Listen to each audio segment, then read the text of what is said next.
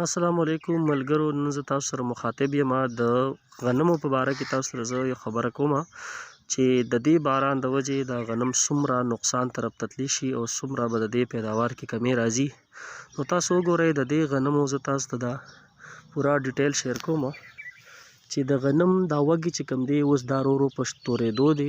دې کې دا دانه چې کوم دی دا توره شي، چې دانه کله توره شي نو دې په پیداوار کې بالکل کمی راځي او دانه ډېره زیاته وړه شي. نو اوس دا کم باران چې وریږي نو دا ډېر زیات نقصان ده باران دی. الله دې رحم وکړي. خو د دې دا کم دا وږی چې کوم دی په دې کې دا تیغي وباسي او چې کله تیغي وباسي نو دا بیا د استعمال قابل نه.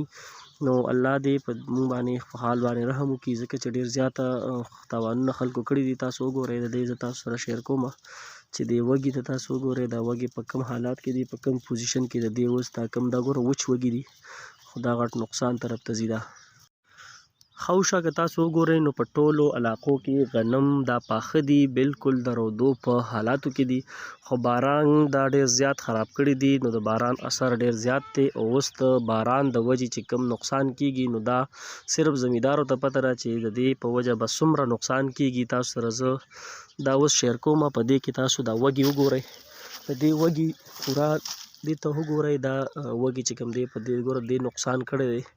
دا وږي دا دانه دا اوبلا شوې ده، مکمل دا پیړه شوې ده، دا نوره اوس دا خرابیږي. د باران سره به د دې دا دانه مکمل کولاویږي. دانې ته وګورئ ملګرو، تاسو ته به اوس پوره پته ولګي چې یاره دانه کې څه داسې چینج راغلی دی. نو دا د زمیندارو دپاره ډېر زیات د نقصان خبره ده. زمیندارونه ډېر زیات خفه دي. نو لہذا الله دې رحم وکړي، الله دې نور باران نه کیږي، نه نقصان به ډېر زیات وشي.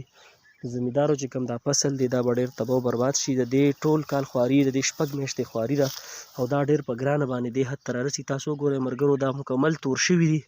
تاسو ته به په دې ویډیو کې ښکاري چې دا څنګه د دې دانه څنګه ده او دا مکمل تور شوي دي او که نه دي.